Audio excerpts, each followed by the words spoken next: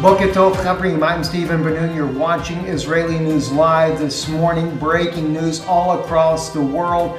Everything from North Korea, the Middle East, Syria, Iraq, and even that of Qatar, Saudi Arabia. All kinds of things are happening globally right now, especially in that part of the world. Even we'll be taking a prophetic look at Daniel 11, chapter 11, that is, verse 40. Theology turned completely upside down, and you'll find out that what we have seen in the translation of Daniel 11:40 has been based on theology rather than what the verse actually says. How does that affect the Middle East? You're about to find that out in this broadcast here. But before we get to that, dealing with Syria, Iran, Iraq, all those regions there, let's go right into North Korea, what's happening, what's breaking there. We have the DPRK have told top leaders, or the top leader of the DPRK, Kim Jong-un, has announced that the Air Force is to be ready to strike aircraft carriers in the region. That's something that's not going to sit over very well with President Trump, no doubt, nor the military commanders that are already in the region there preparing to deal with the situation in North Korea. And also, North Korea has vowed that they will not give up their nuclear program. Reuters coming out with an article, North Korea says it rejects new sanctions to continue sanctions and will continue their nuclear program. So very defiant Kim Jong-un, and no doubt seemingly to have the backing of both Russia and China. There have been articles that have come out whether or not China is really doing enough to try to get Kim Jong-un to stop his nuclear program. And in the face of Ms. Haley, the ambassador to the United Nations for the United States there, with her pretty much laying the word out to nations that deal with North Korea will also be sanctioned as well. Russia, in defiance, comes out and sets up new economic relationship with North Korea and even starts a ferry back and forth from Russia to North Korea. So it seems very obvious that North Korea is not much worried about the U.S. off of its coast, feeling that perhaps maybe Russia and China, according to the 1961 Friendship of Treaty Agreement that China has signed with North Korea, that both these countries may have their back and therefore very much defiant in their response.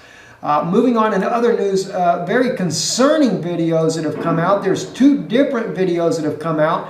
This is in Mosul. It is ISIS, no doubt. The U.S. is striking. In the video that you can see, you'll find this out in a moment when they show the image of an ISIS flag on top of the building. But the major concern is the fact that this is in a residential area. Now, we know ISIS is held up in all types of residential areas, but the problem is they're normally embedded with civilians. And as you can see clearly on the screen here, they're using phosphorus weapons, a weapon that is banned other than the fact that the U.S. will use them for smoke screens. That is something that the U.S. military still continues to do. But as the people that were filming this came down on the ground, they got closer to the vicinity there. Buildings are just completely ablaze and burning, and I'm sure that anyone that was in this area did not fare very well. So, granted, U.S. is targeting, the U.S. coalition is targeting the ISIS in the area just as Russia is as well, but in this case here, definitely using phosphorus materials. One other video that we've seen on this that we shared on our Twitter account, and by the way, if you've not subscribed to our Twitter account, definitely check it out, Israeli News Live on Twitter, and you're able to see the things that we're tweeting. We do retweet things that we feel that are important, but we do not endorse those particular ones that we are retweeting. Might also add as well that in the Philippines, this is a Catholic church that was targeted there, and the ISIS members there that are targeting Catholic churches in the region, I'm sure any Christians whatsoever are being targeted. They also, of course, vandalizing. They end up burning the church as well. Christians just not safe. Tearing up a picture of former Pope Benedict as well as that of Pope Francis.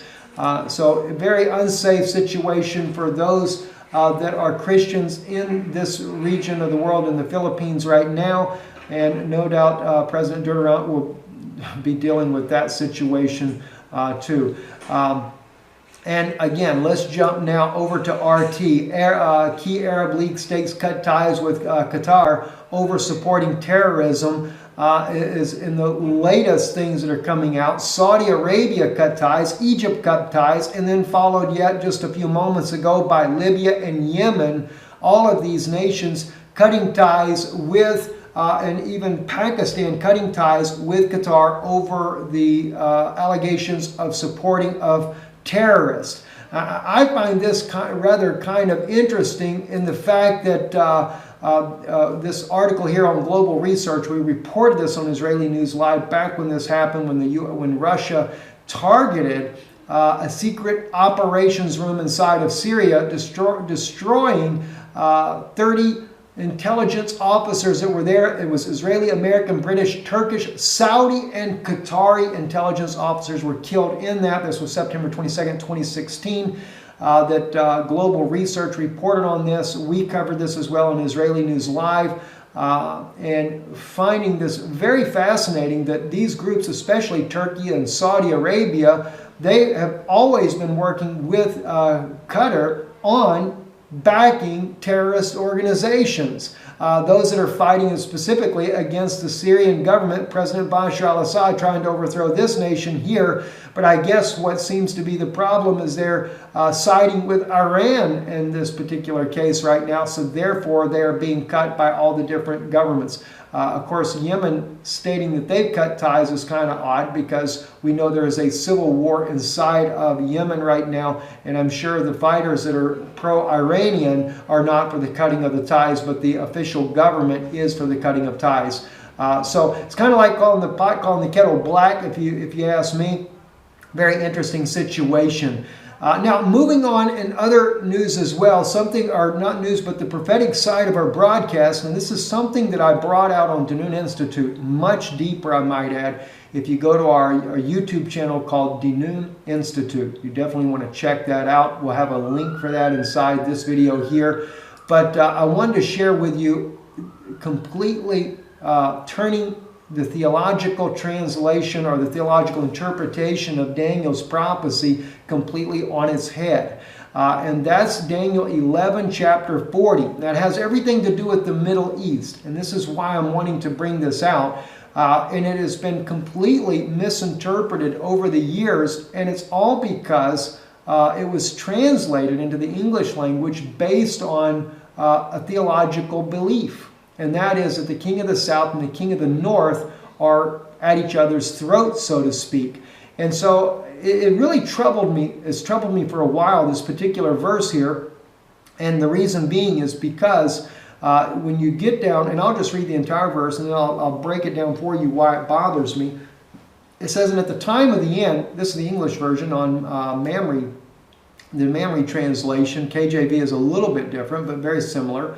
At the time of the end shall the king of the south push at him, and the king of the north shall come against him like a whirlwind with chariots and with horsemen and with many ships, and shall enter into the countries and shall overflow as he passes through. Now, what doesn't seem to make sense here is if the king of the south and the king of the north are pushing at one another or are pushing against him as an enemy, why then, if the king of the south is Israel, or even if it was Saudi Arabia or any other singular country, why do we have the word countries in the plural, even in the English language here, if it's two powers struggling against one another? Now, some might argue, well, that's the king of the north and king of the south is Judea and Samaria of the biblical times. But even then, it still should be the word country. Countries should be singular, country. But I would agree there is some truth to that. You'd have to check out the Danun Institute to really understand the fullness of that, because we find out in Isaiah chapter 9 that Ephraim and Manasseh are fighting against one another, and they both are over Judah. Again, it uses the word al in there to show that it is against, but it's actually over with authority. And we find out that in the case of Ephraim and Manasseh in Isaiah 9, which is in reality the king of the north, that is Roman Catholicism, the Catholic Church the head of the Catholic Church, and the British Empire, and the United States, of course, being by extension under the British Empire.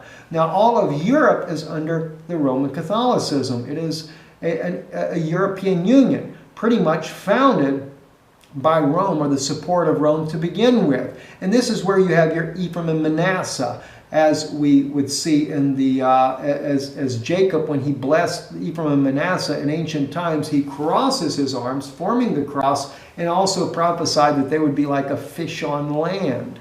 And of course, it is symbolic for Christianity to have the fish symbol. The Vatican itself using the fish hat is part of their ritual, and Christianity always believing that Yeshua, as his first apostles were fishermen, and he said for them to be fishers of men and not the fish of the sea itself. So that's where we see the symbology right there. But here's where it gets interesting in Daniel 11, chapter 11, verse 40, and this is what kind of brings in the problems. We see that it says here, the word countries, down here at the bottom, and it's right here, Ba'atzot, and they come into the countries, all right, and shall overflow them.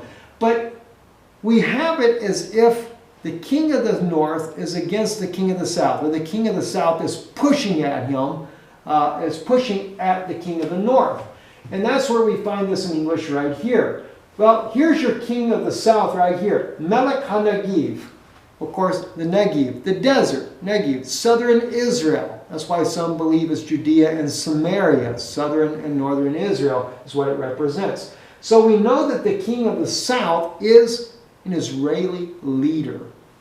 All right? But when it says that he shall push at him, the king of the south pushes at him, and it's kind of reversed order. The ad him in Hebrew is at the top and the other way around. But we find right here, Itanagach imo. It doesn't say that he will push at him. It says he will push with him. And that's what changes the entire meaning. So the king of the south is pushing with him, because imo, you can't say imo means at him. Doesn't make sense. It means with him.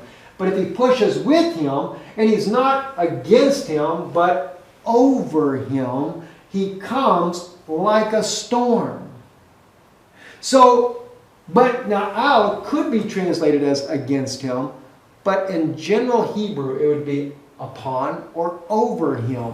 And so I find it interesting, if we begin to read it the way the Hebrew actually states, we would have, at the time of the end shall the king of the south push with him, and the king of the north shall come over him like a storm. Literally the word in Hebrew is like a storm or a whirlwind, with chariots and with horsemen and with many ships, and shall enter into the countries, plural, and shall overflow as he passes through.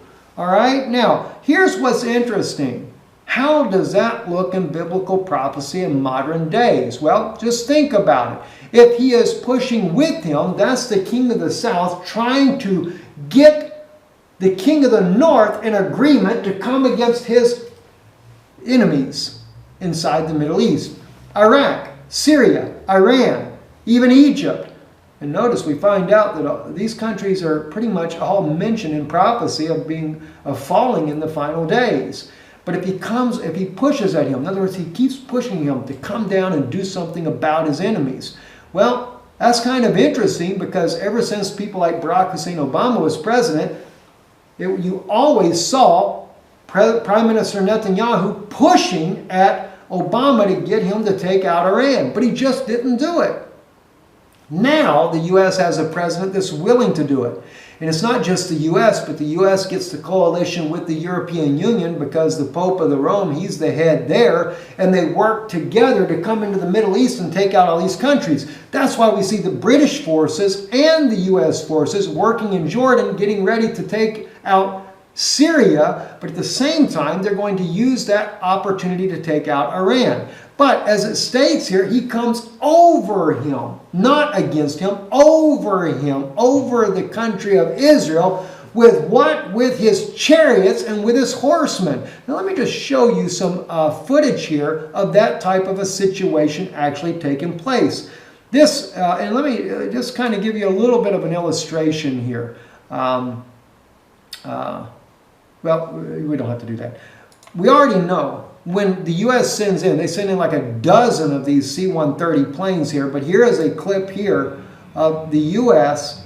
sending over in a test run there, actually dropping Humvees out the back of the C-130 there. And it's just one after another, after another, after another. So what is he dropping if you were to look at this in the times of biblical times? Well, he's dropping chariots. So he comes over him like a storm with chariots and with horsemen. Those that are going to use these chariots in battle there in the Middle East. This was only a test run that the United States was doing there. And of course, we know there's one situation where there was a major failure of this happening. But for the most case, the U.S. military is very good about what they're doing. But then we also have the fact that the U.S. is going into... let me just drop that one there. And it talks about the ships as well. And this is exactly what we have in this video here. The many ships that came in as well.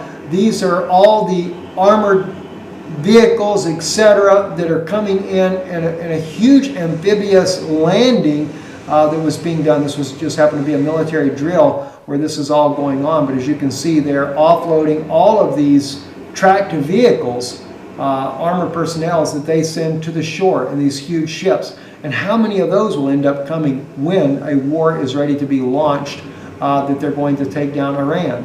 So if we begin to look at this from a map situation, you know, we see Iran is right here. You have the Gulf of Oman, the Persian Gulf. But in the case of Israel, where's going to be the first battle?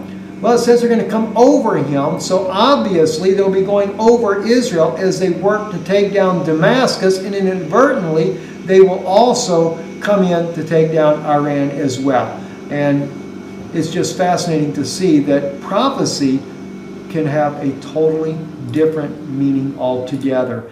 And that's what I'm seeing myself, friends, that we have translated these verses for years, assuming that it is a battle between the king of the north and the king of the south, when actually it seems that they're working together. I'm Stephen Ben-Nun. You're watching Israeli News Live. If this type broadcast is a blessing to you, let me just please ask you to consider supporting the work that we do here. You can do so by visiting our website, IsraeliNewsLive.org. This name of the website appears here at the end of the broadcast, right on your screen there. Also, a link will be inside of the description. And as always, right above the subscribe button on Israeli News Live, be sure you check to make sure you're on Israeli News Live. There are several people that post our news broadcasts on their channels. So you have to look to make sure you're on the YouTube channel called Israeli News Live. And if you are, right above the subscribe button, there is a donate button there. You can donate there, or our address as well appears on the screen in front of you. I'm Stephen Ben-Nun. You're watching Israeli News Live. Shalom, and have a good day.